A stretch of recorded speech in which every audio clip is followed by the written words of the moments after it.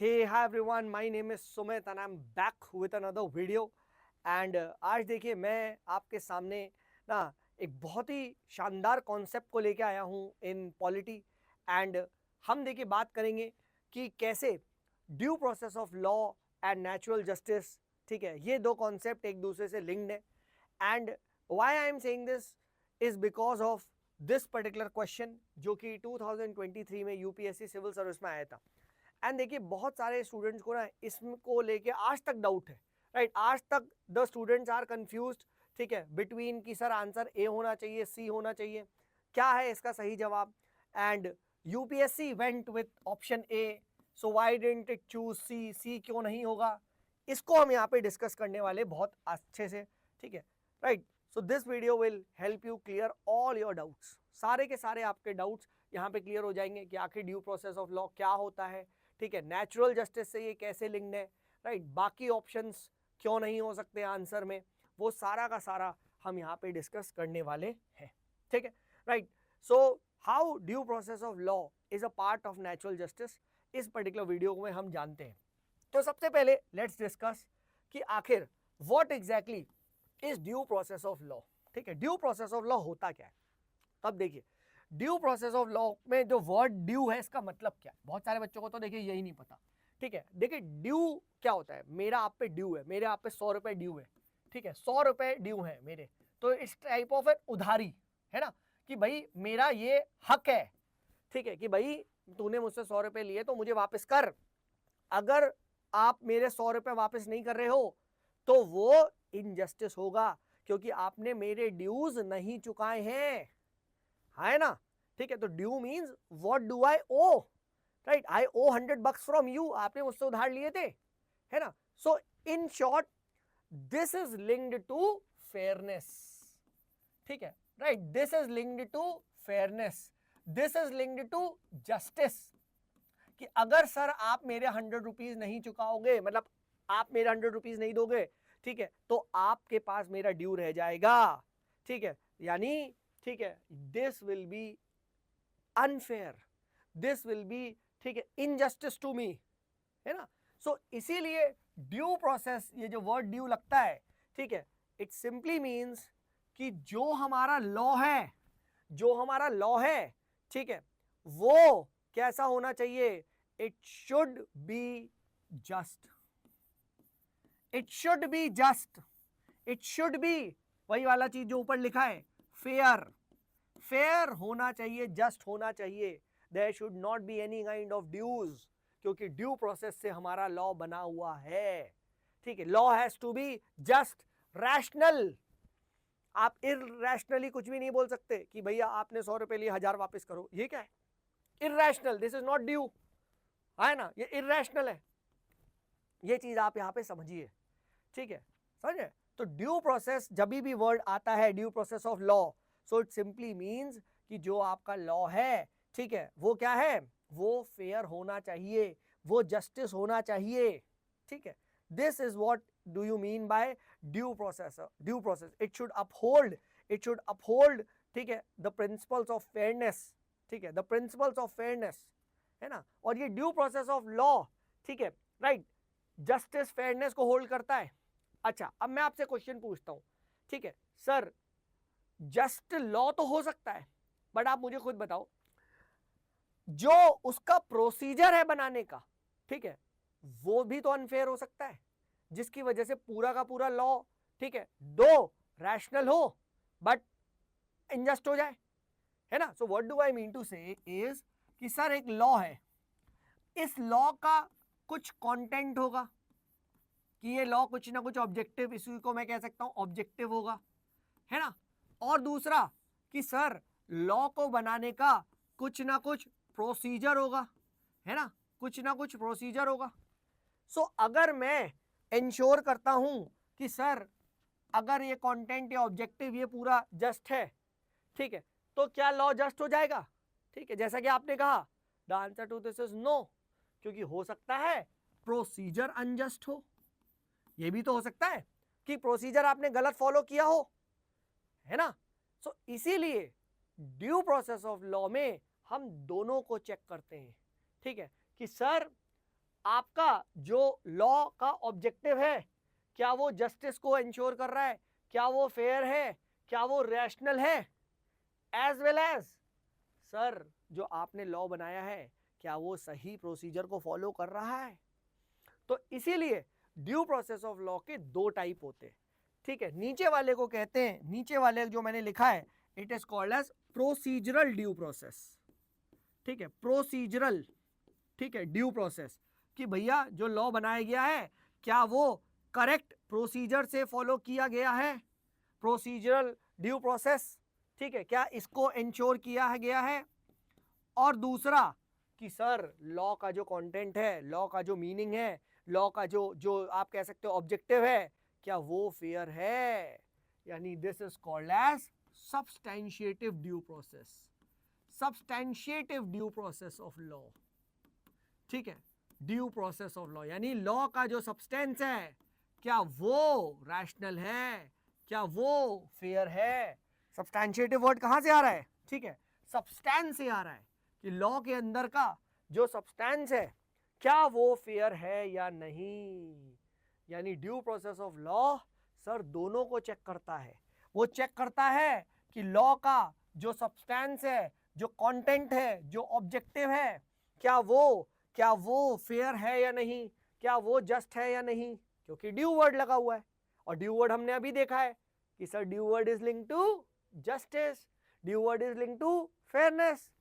And दूसरा क्या वो उसका प्रोसीजर, प्रोसीजर क्या गया, ड्यू प्रोसेस लग गया है, यानी क्या उसका प्रोसीजर भी जस्ट है या नहीं, कि ऐसे ही आपने रैंडमली, ठीक है, फॉर एग्जांपल इंडिया में लॉ बनता है, लेजिस्लेचर से निकलता है, Lok Sabha Rajya Sabha, and then president sign करता है वगैरह, क्या आपने सही प्रोसेस फॉलो किया, हो सकता है आपने राज्यसभा को बाईपास कर दिया हो।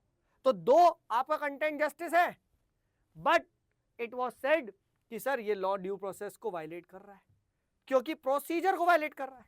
Can you give me an example, you have seen this, ठीक है, आधार एक्ट को जो चैलेंज किया गया था वो यही बोला गया था कि सर आधार एक्ट को सरकार ने मनी बिल डिक्लेयर कर दिया, the moment money bill declare कर दिया राज्यसभा बाईपास, वो कोर्ट में पहुंच गए कि सर आप ऐसे कैसे बिल को मनी डिक्लेयर कर सकते हो, है ना। देन ऑब्वियसली बात है, right, supreme court ruled it in the favour of government, that is another story, but still procedure पे जाया जा रहा था, है ना। सो प्रोसीजर भी जस्ट होना चाहिए, तभी आप ड्यू प्रोसेस या ड्यू जो प्रोसेस ऑफ लॉ है उसको कंप्लीटली आप होल्ड कर पाओगे। सो प्लीज ये मत सोच लेना कि सिर्फ लॉ का जो सब्सटेंस है, लॉ का जो सिर्फ कंटेंट है, मैं तो सर उसी को ही चेक करूंगा, I don't give a damn about the procedure. No sir, no no no no no, नहीं तो वो पार्शियल हो जाएगा, है ना। ठीक है, कहते हैं ना अच्छी चीज गलत तरीके से करोगे गलत होता है ना। सर मैं ना चोरी कर लेता हूं, है ना, और बांट दूंगा, रॉबिनहुड, गरीब में बांट दूंगा, ठीक है, ये गलत है। ऑब्जेक्टिव आपका सही है, गलत ये गरीब आदमी को बांटना है, but the process what you have followed is the procedure what you have followed is wrong, तो this activity is considered as illegal. नहीं तो सब चोरी करने लग जाएंगे और बोलेंगे सर हम तो गरीबों को बांटते थे, राइट। अगर कोर्ट में केस जाएगा और आपने ये आर्गुमेंट रख दिया, ठीक है, राइट, आपने ये आर्गुमेंट रख दिया तो सर आप गए, ठीक है, you are gone, you cannot argue this, क्योंकि प्रोसीजर को भी हमें चेक करना होता है। एब्सोल्युटली क्लियर, यहां तक कोई भी कॉन्सेप्चुअल में एरर नहीं होना चाहिए। अब देखिए इंडियन कॉन्स्टिट्यूशन में क्या होता था, इंडियन कॉन्स्टिट्यूशन में पहले फॉलो किया जाता था procedure establish by the law. In short Indian constitution में सिर्फ और सिर्फ ये चेक किया जाता था कि sir we will not care about what is the content of the law, हम तो बस सही प्रोसीजर को देखेंगे, अगर प्रोसीजर सही है हम तो भाई supreme court would uphold that law. But after the Maneka Gandhi case, Maneka Gandhi case में क्या हुआ, मनेका गांधी केस में सुप्रीम कोर्ट ने कहा नहीं सर, अब से हम प्रोसीजर को नहीं सिर्फ चेक करेंगे, procedure establish by the law को सिर्फ नहीं देखेंगे, हम ड्यू प्रोसेस से देखेंगे, ठीक है। एंड ड्यू प्रोसेस मतलब दोनों चीजों को चेक किया जाएगा, दोनों चीजों को चेक किया जाएगा, ठीक है। And that is how in India the due process of law, ये जो डॉक्ट्राइन है ये एग्जिस्टेंस में आता है, पहले से एग्जिस्ट, इंडिया में नहीं करता था, बाहर करता था, ठीक है, राइट, बट इंडिया में, ठीक है, राइट, वी, ठीक है, got the due process of law after, remember the judgement, it's important, that is Maneka Gandhi, ठीक है। मनेका गांधी केस आप यहाँ पे याद रखिएगा, राइट। अब इसमें हम नहीं जाएंगे, ठीक है, राइट, ठीक है, ये हम फाउंडेशन कोर्स वगैरह में पढ़ते हैं, ठीक है, राइट। तो जिसको भी भाई मुझसे अगर पढ़ना है, अगर मेरा स्टाइल पसंद आ रहा है कि सर आप बहुत अच्छा सिंपली मेथड से पढ़ा रहे हो, मजा आ रहा है, तो भाई मैं पॉलिटिकल साइंस भी पढ़ाता हूँ, PSIR optional, GS2, polity, governance, as well as बहुत सारा मेंस का भी सब्जेक्ट पढ़ाता हूँ। तो भाई सिंपली आप आ सकते हो ऑफलाइन, ठीक है, as well as online. Simple इस दिए गए नंबर पे कॉल कर लो, ठीक है, एंड उनको बता दो कि sir I watched your YouTube videos, ठीक है, पसंद आई, मुझे सर से इंटरेक्ट करना है, जो भी है, so they will definitely allow you, ठीक है, और आप आ सकते हो, ठीक है। ऑनलाइन भी हम लोग कर रहे हैं and we are located in Jaipur. आइए, बहुत अच्छे से यहाँ पे तैयारी हो रही है, प्रॉपर ऑफलाइन क्लासेस भी हो रही है। अगर आपको ऑनलाइन प्रोग्राम्स को चेक करना है, सेल्फ स्टडी मेंटरशिप, तो हमारा द्रोना एक्स करके प्रोग्राम है, self study wise 55 prelims test as well as 350 questions और 35 मेंस टेस्ट भी होंगे, और ये हर 10 दिन का टारगेट है। ये बहुत अच्छा प्रोग्राम है, राइट। हर 10 दिन के अंदर आपको एक सिलेबस दिया जाएगा और आपका ऑब्जेक्टिव होगा कि आप pre as well as mains के लिए पढ़ के आए, ठीक है, एंड देन आपका, ठीक है, 10 दिन बाद टेस्ट होगा pre as well as mains का। सो प्लीज इसको जाके भी आप चेकआउट कर सकते हैं अगर आप इंटरेस्टेड है तो। चलिए अब बात करते हैं what do you mean by natural justice. Natural justice का मीनिंग क्या होता है, ठीक है। तो देखिए नेचुरल जस्टिस अगेन, ठीक है, has come from the idea, ठीक है, कि अगर मैं बहुत बेसिक टर्म से बात कर रहा हूं कि भाई फेयरनेस, नेचुरल जस्टिस का मतलब होता है कि भैया it has to be fair, ठीक है, it has to be fair, है ना, राइट। क्योंकि देखिए नेचर ने ऐसा माना जाता है कि नेचर ने सबको, ठीक है, राइट, सबको इस तरीके से बनाया है कि ना इस दुनिया में अगर फेयरनेस का प्रिंसिपल ना हो, है ना, which is also called as, आपने लोगों ने सुना होगा धर्मा का प्रिंसिपल, है ना, जस्टिस का प्रिंसिपल ना हो, धर्मा का प्रिंसिपल ना हो, फेयरनेस का प्रिंसिपल ना हो, तो ये ना पृथ्वी एग्जिस्ट नहीं कर सकती, है ना। आप समझो क्यों ईविल को मारना जरूरी है, ठीक है। अगर ईविल राइज हो जाएगा, अगर कोई नेचुरल जस्टिस नहीं हुआ, कोई फेयरनेस नहीं हुआ, ठीक है, आप समझो, तो nature can not exist, it's simple as that. So natural justice का अगर मैं किसी बहुत ही एक लेमैन को समझाऊं तो मैं ऐसे ही समझाता कि भाई देखो इस पृथ्वी को एग्जिस्ट करना है ना, इस धरती पे नेचर को एग्जिस्ट करना है, तो फेयरनेस होना चाहिए, धर्म होना चाहिए, है ना, ये चीज इंपॉर्टेंट है। और अगर मैं लीगल प्रिंसिपल्स में इसको अप्लाई करूं तो लीगल प्रिंसिपल्स में 3 कंपोनेंट होते हैं, ठीक है। वन इज, ठीक है, राइट टू बी हर्ड। अब ये भी ध्यान रखिएगा, मैं इसलिए लिख दिया ऑडी ऑल्टरम पैरेटम, क्योंकि ये भी एक स्टेट PCS में मैंने क्वेश्चन देखा था जहां पे ये पूछ लिया गया था ऑडी ऑल्टरम पैरेटम, उन्होंने 3-4 वर्ड दे दिए थे। सो ऑडी से ध्यान रखना, आवाज। सो राइट टू बी हर्ड मतलब अगर, ठीक है, 2 लोगों के बीच में केस हुआ है और ये बंदा जज है, तो जज ए को भी सुनेगा, बी को भी सुनेगा, देन वो डिसीजन लेगा। ऐसा नहीं है ए को सुना चल बी निकल और डिसीजन दे दिया, नहीं। सेकंड, नीमो जुडेक्स इन कॉसा सुआ, जो भी है ये, ठीक है, which is no one should be a जज इन इट्स ओन केस, ये ध्यान रखिएगा। तो जज से आप जज मान लेना, ठीक है, मतलब कि अगर ए ने कोई क्राइम करा और ए यहां जाके बैठ गया, नहीं, ऐसा नहीं है, ठीक है, राइट। देन रीजन्ड डिसीजन, ठीक है, that is based on evidence and fairness. जो भी यहाँ पे डिसीजन लिया जाएगा वो प्रॉपर रैशनल होगा, वो प्रॉपर डिसीजन बेस्ड लिया जाएगा, प्रॉपर फेयर होगा, ठीक है, और इरैशनल डिसीजंस आप ऐसे नहीं ले सकते। तो ये 3 आप ध्यान रखना, ये 3 कंपोनेंट जो है लीगल एस्पेक्ट ऑफ, ठीक है, लीगल एस्पेक्ट ऑफ जो है, जो आपका नेचुरल जस्टिस है, उसको यहाँ पे अपहोल्ड करने की यहाँ पे बात करते हैं, ठीक है। अब बात करते हैं, ये हमने समझ लिया, ठीक है, natural justice link to idea of fairness, ठीक है, link to idea of justice, link to idea of dharma, ठीक है, रैशनैलिटी, ठीक है, ये हमने समझ लिया कॉन्सेप्ट। अब वापस आ जाओ यहाँ पे क्या, ठीक है, अब वापस आ जाओ वही वाले क्वेश्चन पे, ठीक है, वो वाला क्वेश्चन कहाँ गया, ठीक है, ये रहा हमारे पास क्वेश्चन, राइट। अब आप देखिए, ठीक है, in what essence do in essence what does due process of law means. Due process of law का मतलब क्या है, ठीक है। अब देखिए the principles of natural justice, ठीक है, अभी रुक जाओ और देखो, the procedure establish by the law, अभी हमने देखा procedure establish by the law का मतलब ये होता है कि सिर्फ प्रोसीजर से ही होना चाहिए, है ना। I don't care about what the law is, नहीं, बिल्कुल नहीं। ड्यू प्रोसेस ऑफ लॉ भी हमने पढ़ा, दोनों होता है, content which is also called as substantiative as well as procedure, तो ये गया। Then equality before the law. अब इक्वालिटी बिफोर द लॉ क्या है, वो तो सिंपली ये बोलता है लॉ सबको बराबर ट्रीट करेगा, आई डोंट केयर, है ना, राइट। आर्टिकल 14 में ये तो लिखा गया है लॉ सबको बराबर ट्रीट करेगा, बस, ठीक है। अब वो लॉ कैसा हो आई डोंट नो, बट हमें तो यहाँ पे चेक करना है ना, content of the law should be fair, ठीक है, दिस शुड बी फेयर, ठीक है। इक्वालिटी बिफोर द लॉ ये भी है कि भाई हर एक प्रिजनर को फांसी पे लटका दो, देखा जाए तो इक्वालिटी बिफोर लॉ, सबको लॉ सबके लिए सेम बन रहा है, बट क्या ये लॉ फेयर है, नहीं sir, content of the law fair नहीं है, सो इक्वालिटी बिफोर द लॉ भी नहीं हो सकता। अब आता है fair application of the law और प्रिंसिपल्स ऑफ नेचुरल जस्टिस। अब खुद देखिए fair application of the law क्या है, इन शॉर्ट ये प्रोसीजर की ही तो बात कर रहा है कि लॉ का जब एप्लीकेशन आप कर रहे हो तभी सिर्फ फेयर रहना। What about content wise, content wise तो इरेशनल हो सकता है ना, कि सर मैं एक लॉ लेके आया वही वाला कि सारे प्रिजनर्स को जो भी अंडर ट्रायल से फांसी पे लटका दो, ठीक है, राइट।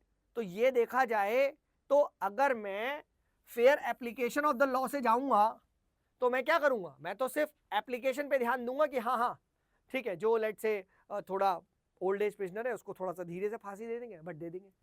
क्या ये क्या कंटेंट को चेक कर रहा है लॉ के, बस एप्लीकेशन करते टाइम तुम फेयरलेस देख लेना, ठीक है, राइट। या लेट अस से पीडीएस के अंदर कोई आप ऐसा कर दो कि पीडीएस जो हमारा डिस्ट्रीब्यूशन का कंपोनेंट है उसके अंदर आप, ठीक है, चरस गांजा ये सब बांट दो, नशीले की चीज बांट दो, है ना। अब क्या है कि पीडीएस के अंदर लेट से आप एल्कोहलिक और खूब सारे सब्सटेंस बांट रहे हो, अज्यूम कर लो, ठीक है, राइट। सो ये आपने बांट दिया, अब बस फेयर एप्लीकेशन ऑफ लॉ क्या कहेगा, बस ये चेक करना सही से बट रहा है या नहीं बट रहा, कोई लीकेज तो नहीं है, कोई करप्शन तो, अरे बट क्या रहा है भाई, ये भी तो चेक करो, गांजा हफीम ये सब बांट रहे हो आप। So again the content fails, this law is not at all rational, right, this law is not at all just. आप छोटे छोटे बच्चों को अफीम बांट रहे हो, है ना, तो ये क्या है, this is also case of failure application of law, भी फेल होगा। और प्रिंसिपल्स ऑफ नेचुरल जस्टिस ही यही बात करता है कि भैया मेरा लॉ भी फेयर होगा, ठीक है, प्लस जब मैं यहाँ पे अप्लाई कर रहा हूं तो मैं प्रोसीजर को भी फॉलो कर रहा हूं। कैसे सर, क्योंकि मैं चांस दे रहा हूं सबको सुनने का, तो मेरा प्रोसेस भी फेयर हो रहा है, ठीक है। जो डिसीजन लिया जा रहा है वो भी क्या है, रीजन बेस्ड लिया जा रहा है, तो रैशनल डिसीजन हो रहा है ना। तो आप देखो रीजनड लॉज हो रहे हैं और उसके बाद रीजनड ही एप्लीकेशन हो रहा है, क्योंकि सबको चांस दिया जा रहा है। अगर लॉ को लेके कोई डिस्प्यूट है तो जाओ ना, प्रिंसिपल्स ऑफ नेचुरल जस्टिस बोलता है कि बी की बात भी सुनी जाएगी।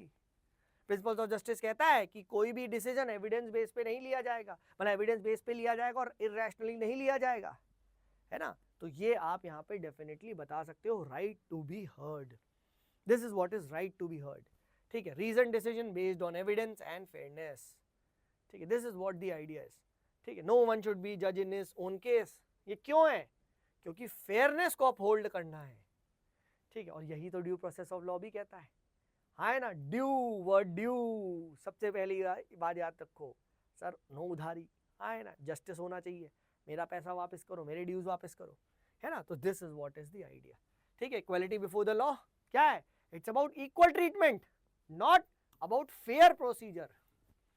फेयरनेस है या नहीं ये कैसे पता चलेगा, है ना, राइट। एंड उसके बाद ठीक है, आपका जो फेयर एप्लीकेशन की ऑफ द लॉ है वो सिर्फ और सिर्फ एप्लीकेशन की बात करता है, इसलिए इसका सही जवाब ए होगा, that is principles of natural justice, ठीक है। ऑल्सो हमारा Telegram channel exam ministry English को भी ज्वाइन कर सकते हैं आप, यहाँ पे आपको कंटेंट की पीडीएफ मिल जाएगी, और कोई भी कैसा भी डाउट है तो भाई ये दिए गए नंबर पे, राइट, आप कांटेक्ट कर सकते हैं। और एग्जाम मिनिस्ट्री की हमारी वेबसाइट है, ठीक है, examministry.com, डेफिनेटली इसको जाके विजिट कर सकते हैं, और कोर्सेज के बारे में मैंने आपको बता दिया है।